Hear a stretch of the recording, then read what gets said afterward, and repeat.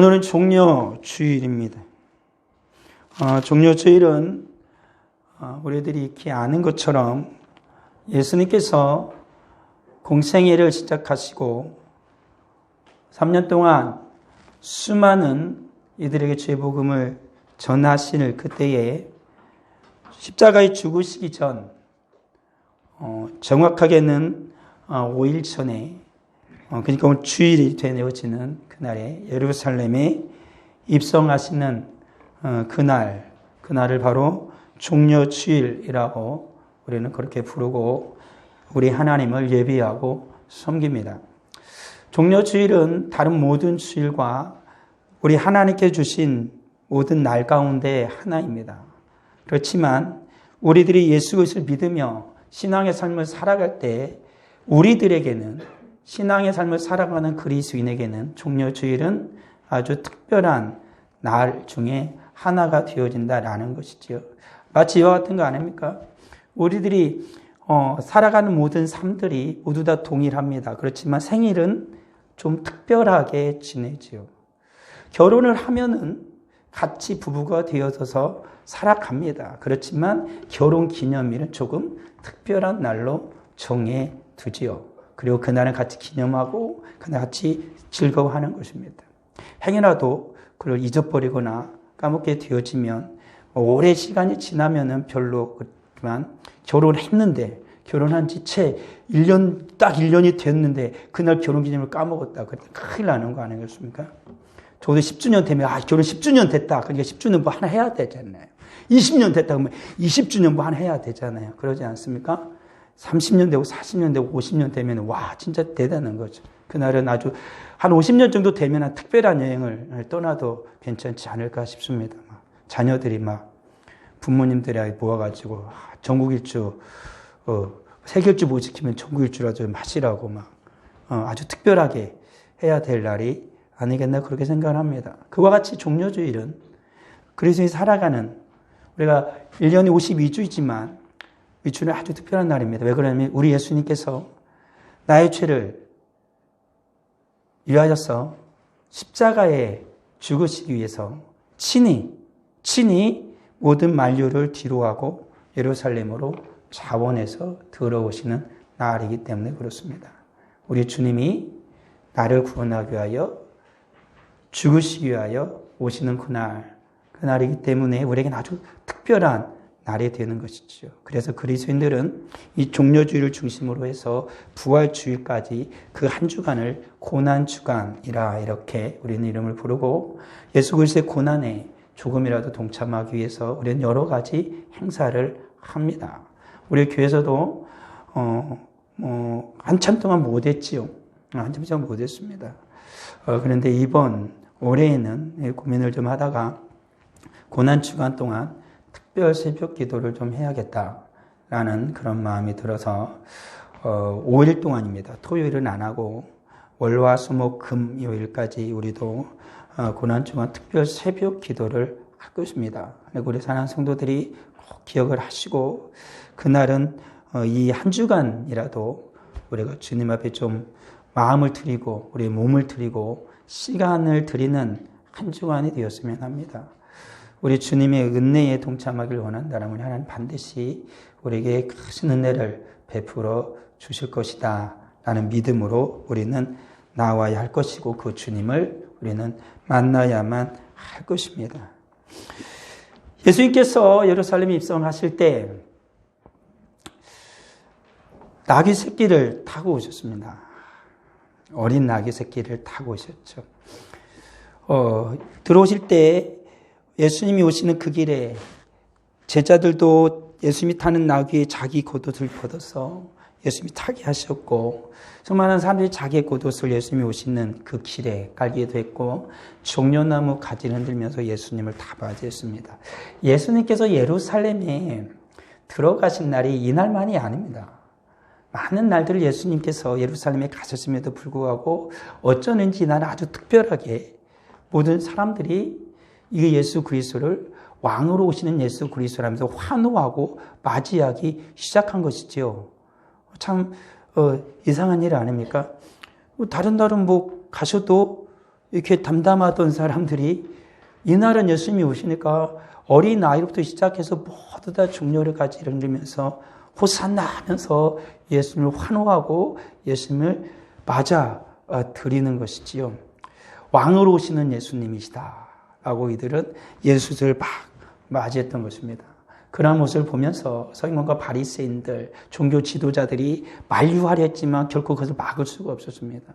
이것은 하나님께서 하시는 일이었고, 그리고 예수께서 친히 진정 이 땅에 구원자로 오시고 당신의 택하신 백성들을 온전히 하나님의 자녀들로 돌리기 위해서 이제 악한 자 사탄의 모든 머리를 부시고 하나님의 택하신 모든 자들을 구원하시기 위한 진정한 왕이심을, 모든 자의 왕이심을 선포하기 위해서 오시는 그 날이었기 때문에, 그 시작이었기 때문에 우리 하나님께서는 모든 것을 준비하셨고 모든 이들이 다 나와 예수님을 환호하게 하였다라는 것입니다.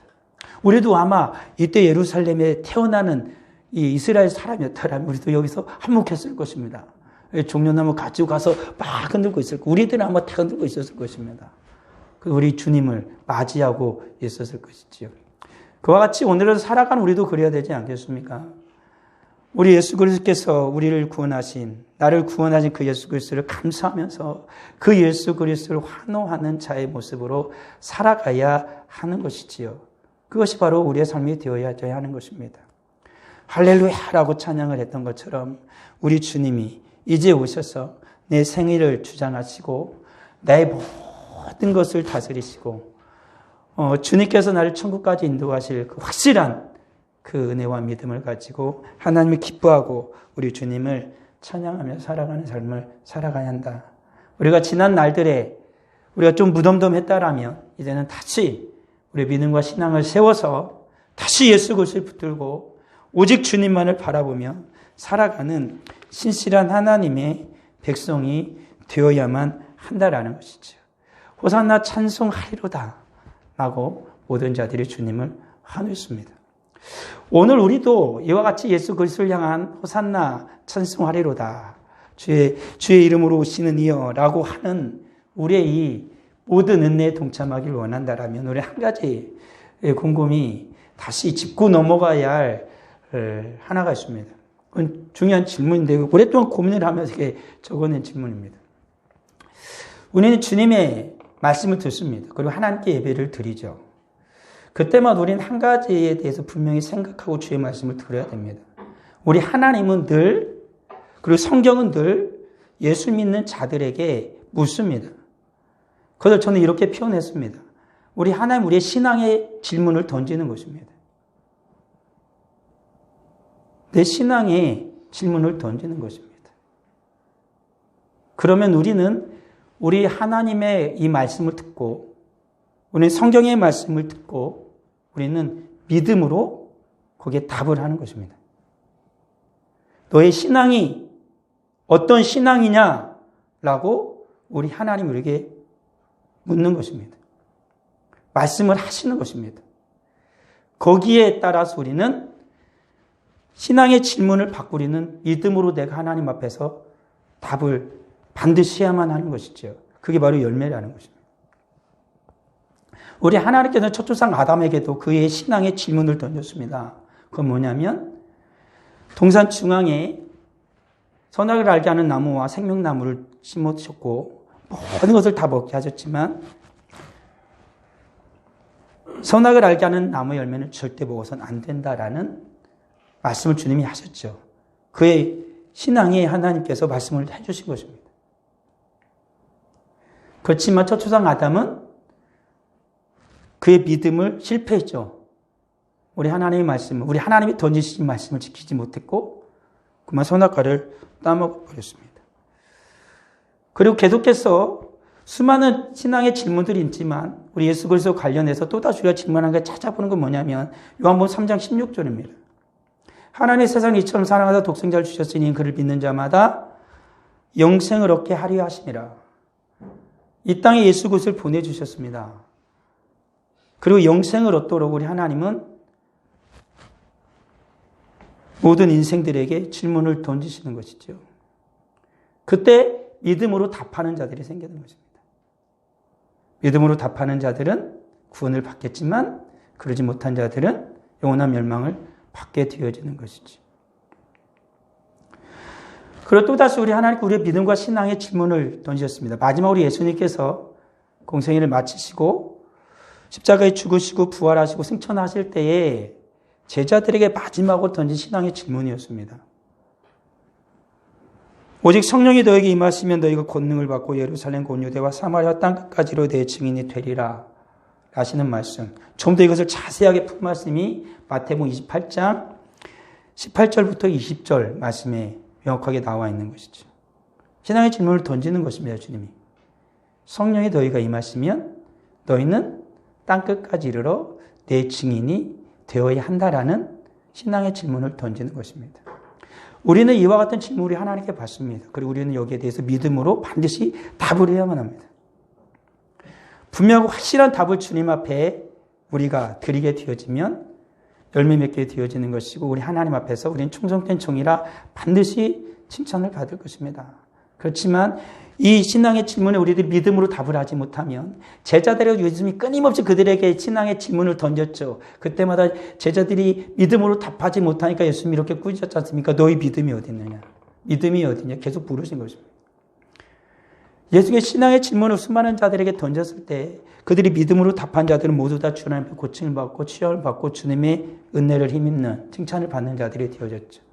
구약에서나 신약에서나 보게 되어지면 수많은 신앙의 사람들에게 우리 하나님은 신앙의 질문을 던졌죠. 노아에게도 방주를 두고 던졌습니다. 아브라함에게도 본토 친척 아비의 집을 떠나라고 그리고 이삭을 두고 신앙의 질문을 던집니다. 모세에게도 신앙의 질문을 던졌습니다.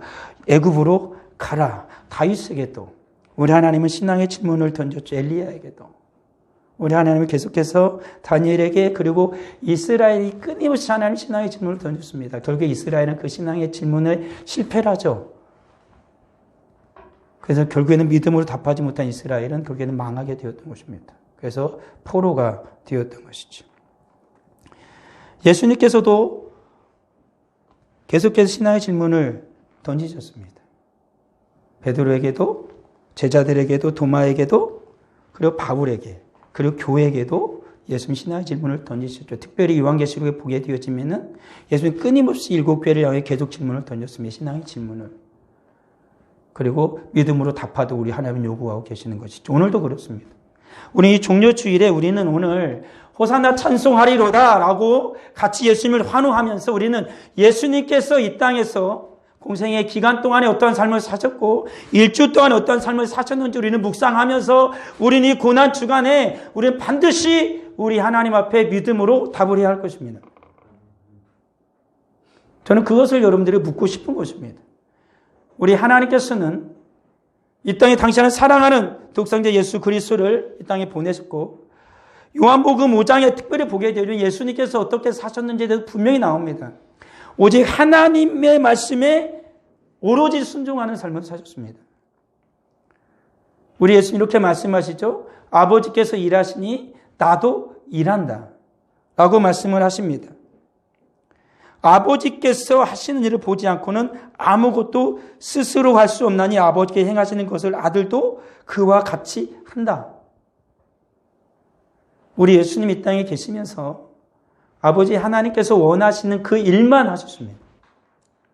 그 어떤 것에도 눈을 돌리지 않으셨다라는 것이죠. 오늘날 예수를 믿는 우리들, 우리 예수님께서 말씀하신 것처럼 진정으로 우리 예수님을 사랑하면 나의 계명을 지키리니 라고 분명히 말씀을 하십니다.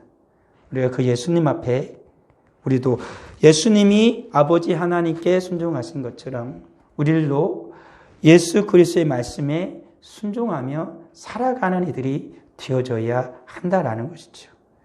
나를 사랑하시는 예수님, 나를 위해 십자가에 죽으신 예수님, 나를 위해 지금도 중보하고 계시는 예수님, 나에게 성령을 보내주셔서 모든 하늘의 신령한 복을 누리게 하시는 예수님, 나의 기도를 들으시고 응답하시는 예수님, 먼 훗날 다리지 땅에 오셔서 나를 천국으로, 영원한 천국으로 데려가실 나의 신랑 되시는 예수 그리스도, 그 주님의 말씀 앞에 우리는 믿음으로 답을 해야 하는 것이다.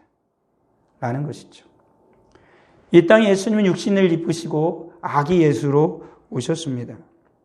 누가복음에서 이렇게 그 예수님에 대해서 말을 합니다.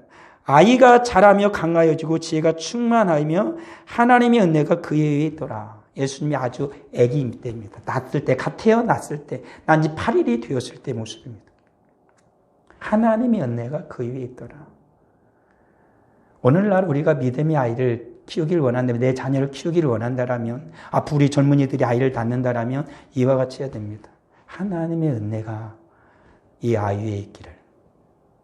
그 예수님의 어린 시절입니다. 12살이 되었을 때에 예수님께서 예루살렘에 오셨다가 6월절에 예루살렘에 오셨다가 예수님께서 그곳에 예루살렘 성전에 머무르셨죠. 그것은 수많은 서기관들과 말씀을 나누느라 예수님께서 예수님의 육신의 부모를 따라가지 못했던 것이지요. 그때 예수님을 다시 찾아서 그의 부모들이 왔습니다. 성전에 계신 예수님을 보고 왜 이곳에 있었냐라고 물을 때 예수님께서 무엇라고 말씀하십니까? 어찌하여 나를 찾으셨나이까? 내가 내 아버지 집에 있어야 될 줄을 알지 못하셨나이까? 랍니다. 12살의 어린 예수님이십니다. 어린이 예수님. 우리들이 아이를 키웁니다. 오늘날의 아이들이 할 일이 너무나 많습니다. 분주하죠? 바쁘죠? 이 아이를 정말로 우리들이 주님의 은혜 가운데에 잘 키우기를 원한다면 우리 예수님께 너는 너의 아이를 어떻게 키우라고 우리 신앙에 질문한다면 우리는 이와 같이 답을 해야 됩니다. 성전에 머무르신 예수님처럼 우리 아이들이 주님의 전에 머무르게 해야 되는 것이지. 하나님 앞에 예배하는 자로 하나님을 찾는 자로 길러야 되는 것입니다. 그것이 우리 주님이 우리에게 요구하시는 것이죠. 그 예수님은 결국에는 12살에 함께 내려가사 나사렛으로 순종하여 받으시더라. 이 육신의 부모였던 요셉과 마리아를 잘 순종해서 받으셨습니다. 언제까지? 공생을 시작하시기 전 30세까지. 그런 우리 주님이셨죠. 예수는 지혜와 키가 자라가며 하나님과 사람에게 더욱 사랑스러워 가시더라. 어린 시절의 예수님이십니다. 하나님과 사람에게 사랑스러워 가셨다. 그리고 지혜와 키가 자라갔다. 오늘날의 사람들은 자녀들을 그냥 얼굴이 예쁘고 별게 다 하죠. 요즘의 부모들은 그러더라고요. 애기가 태어났어. 근데 애기가 태어날 때 보면 머리가 안 동그래. 이렇게 눌리면 머리가 들어간다고. 그렇죠. 그럼 이 머리를 어떻게 동그랗게 만들고 싶어. 막 뒤통수 튀어나오고 이쁘게 막. 머리 하면 괜찮을 텐데. 이 얼굴을 이쁘게 만들려고, 두상을 이쁘게 만들려고 별별 거 다 합니다. 막. 애기 어디가 이상하면 어디 막 병원 다니고 막 그러잖아요. 요즘 부모들 그래요. 이쁜 애기 하나 만들어 놓으려고. 그리고 요즘에 잘하는 애들 보면요, 이쁜 옷 입히고 막 이렇게 하고 막 그러잖아요. 그렇지만 성경은 뭐라고 말하냐면 지혜와 키가 자라가도록 예수님은 그렇게 살아갔던 것입니다. 하나님의 지혜를 받는 자가 되어야 하는 것이지. 우리는 그렇게 우리 하나님의 질문 앞에 우리는 답을 해야만 합니다. 믿음의 답을 해야 되는 것이죠. 그리고 예수님 비로소 공생애를 시작하셨습니다. 그리고 세례 요한에게 세례를 받으시고 올라올 때 하늘에서 성령이 비둘기같이 내리셨죠. 그리고 예수님이 성령에 이끌려서 사탄에게 40일 동안 금식하면서 시험을 받으셨습니다. 그리고 모든 시험이 끝났을 때 천사들이 와서 예수 그리스도를 수종 들었다라고 성경은 그렇게 나오고 있는 것이죠. 그런 것입니다. 예수님께 비로소 공생을 시작하실 때 성령에 이끌려서 성령이 비둘기같이 임하셨습니다.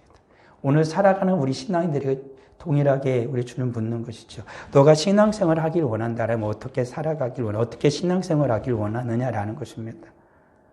우리의 믿음의 답은 성령의 은혜로 하는 것입니다. 성령의 충만함으로만 가능하게 되어지는 것이다라는 것이죠. 예수님이 살아가신 그 생애는 말씀의 생애셨습니다. 입을 열어 주님께서 그들을 가르치셨다라고 말씀을 하고 있는 것이지요.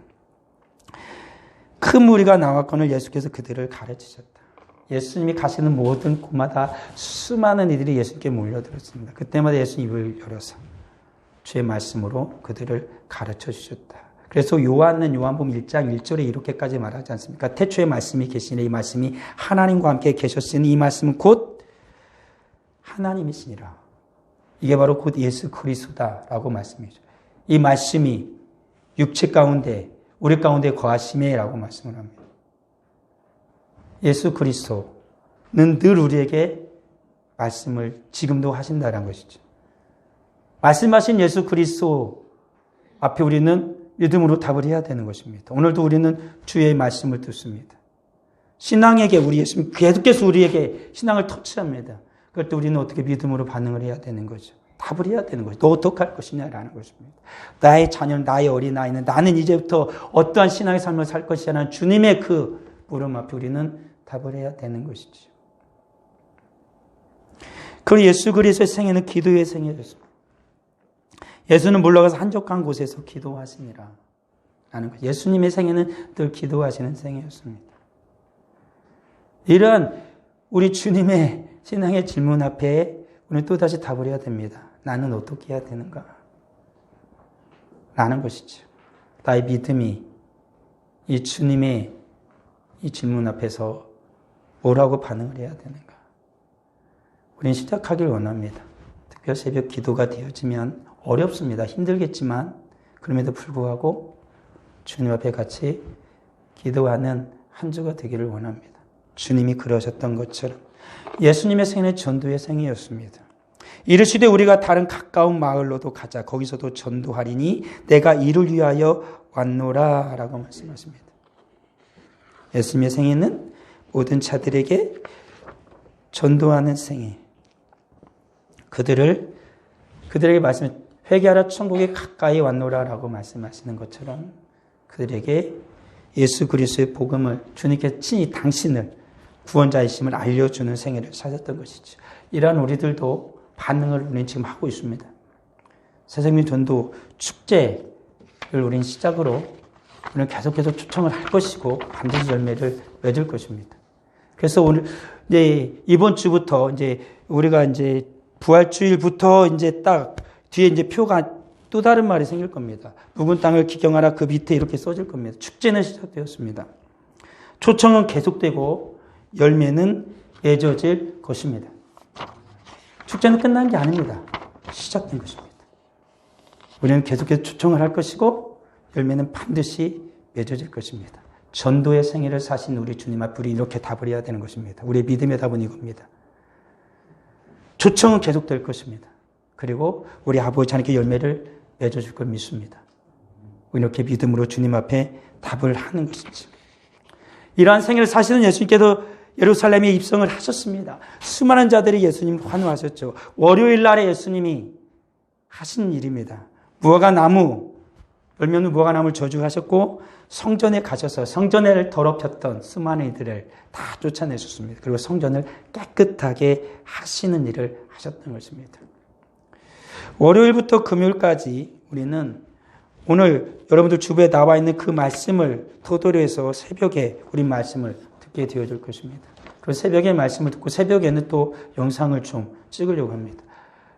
우리들이 다 이렇게 나오면 괜찮겠지만 못 나오시는 분들이 형이나 있을까 해서 영상을 찍어서 최대한 빨리 말씀을 올릴 것이고 그 말씀을 듣고 또 하루를 살 수 있도록 그렇게 특별히 저도 할애를 할 것입니다. 우리 성도들에게 부탁을 드리는 건 꼭 같이 나와서 예배를 드리기를 원하는 것이죠. 주님께서는 성전을 깨끗하게 하셨습니다. 우리는 월요일에 같이 그 작업을 할 것입니다. 우리를 깨끗하게 하고 주님 앞에서 우리는 한 주를 시작할 것입니다. 우리는 그 월요일에 우리 새벽에 우리는 깨끗하게 우리를 주님 앞에서 하고 우리는 다시 주님 앞에서 시작할 것입니다. 그리고 화요일엔 여러 가지 질문이 있었습니다. 권위에 대한 질문, 주님께서 세 가지의 경고, 두 아들과 악한 농부와 혼인잔치를 두고 사람들의 깨어있으라고 경고를 하십니다. 그리고 이때 비로소 유다의 반역이 있었고 예루살렘에 멸망하실 것까지 주님은 경고하십니다. 그리고 그 속에서 과부의 두 렙돈이 나옵니다. 수많은 부자들이 많은 헌금을 할 때 과부는 드릴 것이 없어서 두 렙돈을 드렸습니다. 그것은 그 여인이 그 하루에 먹을 그 시간에 먹을 식사값, 한 끼 식사값이었습니다. 그 여인이 가진 것 전부였습니다. 마치 말하자면 노숙자죠. 노숙자가 교회를 다니는데 다 다 가산이 망할 수 없어요. 가지고 어떤 사람이 노숙자에게 밥을 먹으라고 5,000원을 던져줬대요. 근데 그가 그 돈을 들고 교회로 온 겁니다. 그리고 그 돈을 하나님께 드리는 거죠. 그는 그 돈을 드리면 그는 쫄쫄 굶어야 됩니다. 내일 무엇을 먹어야 될지 막막합니다. 어제도 근근히 하루를 살았는데 내일에 대해서 어떻게 살지도 모르는 그 상황 속에서 그가 가진 그 두렵돈을 이 여인은 두렸던 거죠. 우리는 그런 것입니다. 저는 주님 앞에 드릴 게 없어요. 아니요. 주님은 우리의 마음을 다하여 드리는 것을 받으십니다. 돈이 뭐 몇천억 있으면은 헌금을 뭐 몇백만 원하고 몇천만 원 해도 안 하겠죠. 그렇지만은 자녀를 키우면서 공건하게 어렵게 살아가는 이에게 10,000원은 1,000원은 정말로 귀한 겁니다. 어느 날은 세금을 내야 되는데 아니 내가 돈을 써가지고 은행 입금해야 되는데 1,000원이 모자라서 입금을 못할 때도 있지 않습니까? 우리 서민은 우리들은 거의 그렇게 살아갑니다. 1,000원, 10,000원이 우리에게 굉장히 소중하죠. 그것 우리가 주님 앞에 주일헌금으로 드리는 것, 그전에 11조를 주님 앞에 드리는 것, 감성금을 드리는 것, 우리 주님 분명히 말씀하시는 가장 귀한 것이죠. 주님은 그것을 보시는 주님이시죠. 그래서 우리는 화요일에 다시 나의 전부를 드리기를 주님 앞에 소망하며 나의 신앙을 다시 다지게 될 겁니다. 수요일 날 향유의 옥합을 깬 여인입니다. 그런 것이죠. 이때 예수님을 죽이려고 악한 자들이 음모를 꾸미는 때가 바로 수요일이었습니다. 그때 한 여인은 자기가 지금까지 모아왔던 모든 것을 향유를 깨서 예수님의 죽음을 준비합니다. 죽이려는 자들과 예수님의 죽음을 자기의 지금까지의 모든 전 재산을 주님 앞에 드리며 예수님의 죽음을 준비하는 여인. 나는 예수님 앞에 예수님의 십자가 앞에서 무엇을 준비해 드릴까? 수요일에 우리는 같이 주님의 그 질문 앞에 우리는 답을 찾는 시간을 갖게 될 것입니다. 목요일은 예수님께서 최후의 만찬을 하신 날입니다. 6월절 식사를 하셨고 그리고 고별 설교와 중보 기도를 해주신 날이 바로 요한복음에 나오죠. 그 날이 바로 목요일이었습니다. 그래서 예전에는 어떤 교회는 목요일날 성찬식을 합니다. 주일날 안 하고 목요일 밤에 똑같이. 그러면 성도들이 다 안 나와요. 나온 사람만 하는 거예요. 아무리 적게 나와도 나온 사람만. 근데 저희는 이날 하지 않을 겁니다. 주일날 우리는 할 것입니다. 주일날. 우리가 보통 부활주일에 했는데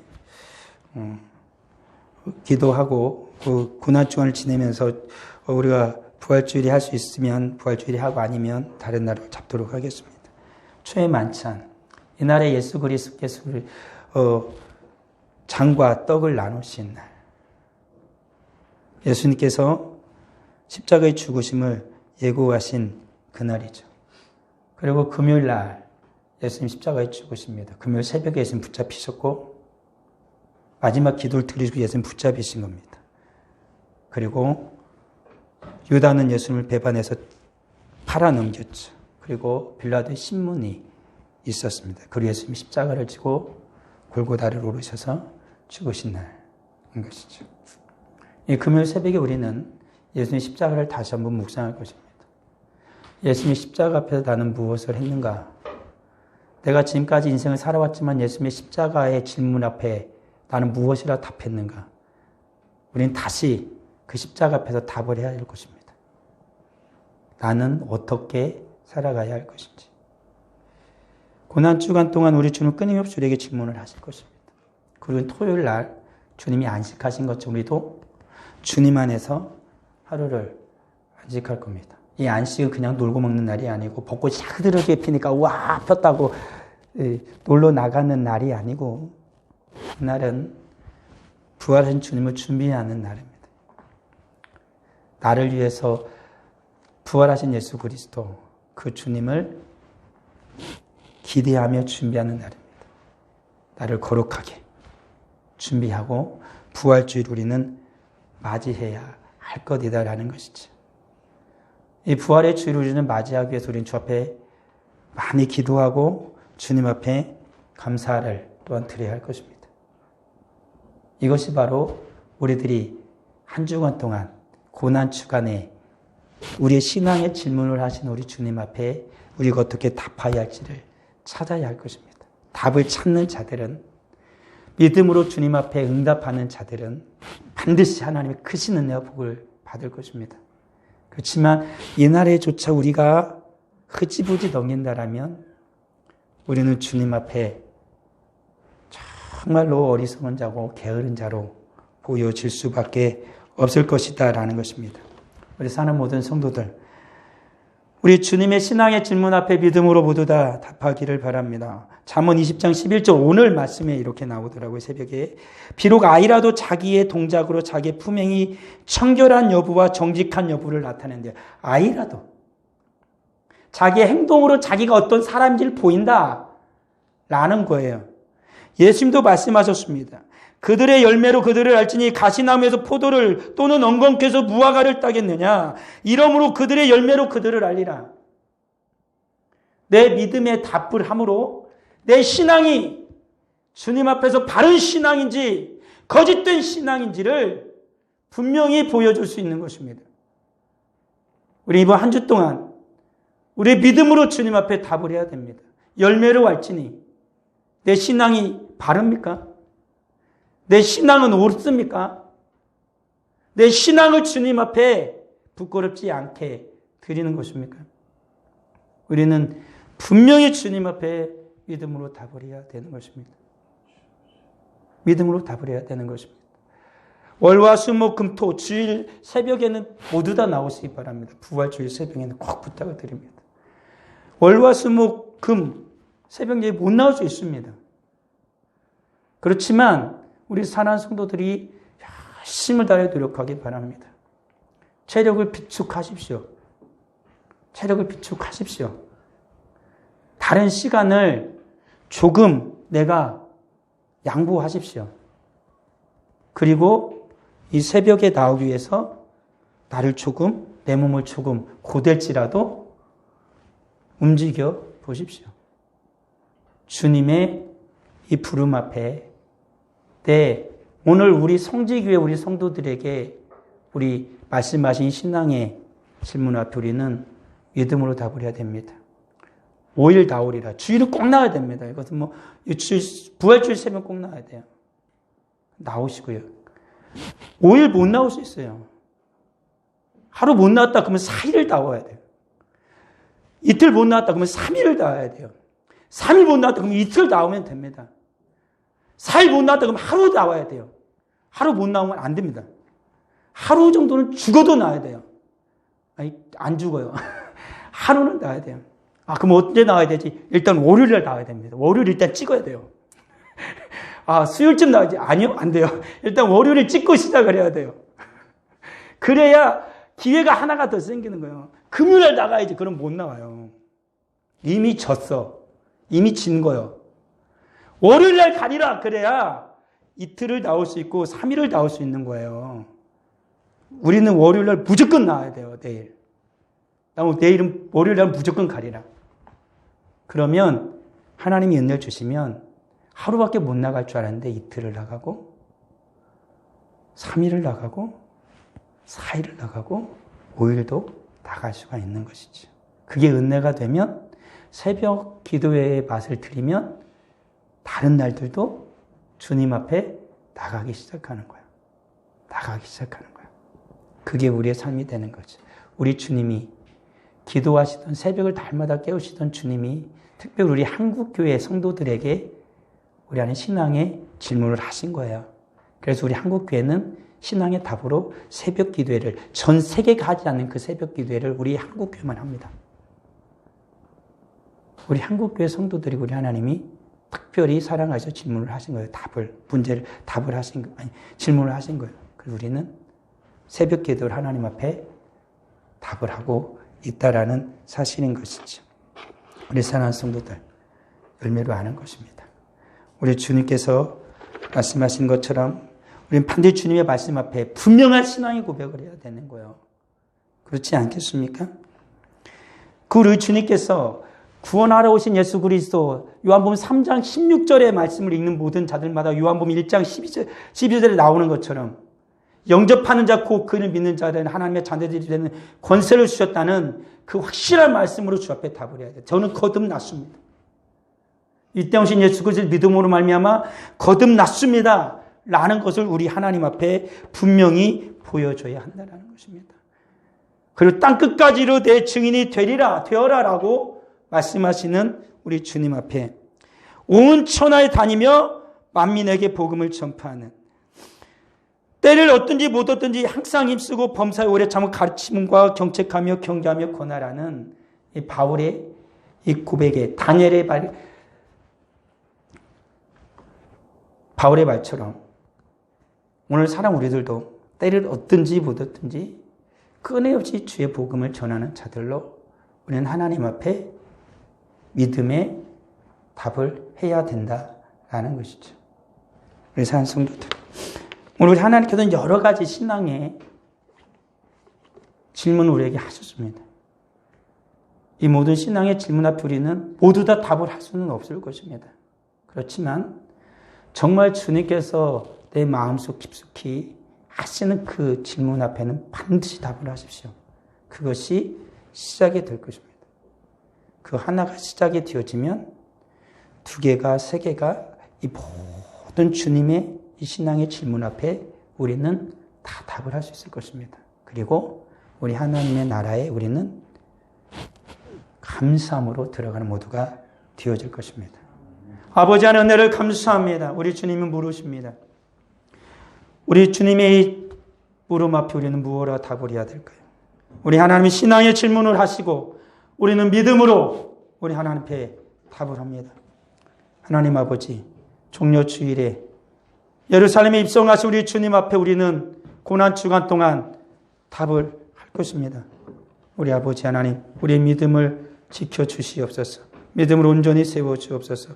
온전한 믿음의 답을 주님 앞에 할 수 있도록 성령 하나님 도우시고 인도하여 주옵소서. 주 앞에 귀한 예물을 드립니다. 11조 예물을 드립니다.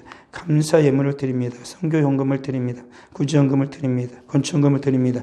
정한헌금을 드립니다. 드린 모든 손길 하나님 기억하여 주시고 우리 하나님 백배로 갚아 주옵소서. 과부의 두 렙돈을 가장 귀하다 말씀하신 주님, 우리 사랑하는 성도들이 주님 앞에서 열심을 다하여 피와 땀으로 일구어낸 모든 물질에 하나님의 것을 구별하여 드렸사오니 우리 하나님께 구별된 복을 허락하여 주옵소서. 100배의 결실을 1000배의 결실을 하도록 주님 역사하여 주옵소서. 오직 믿음으로 살아가는 우리 사랑하는 성도들이 다 되게 하옵소서. 오늘 주의 말씀 앞에 또한 믿음으로 고백하게 하여 주옵소서.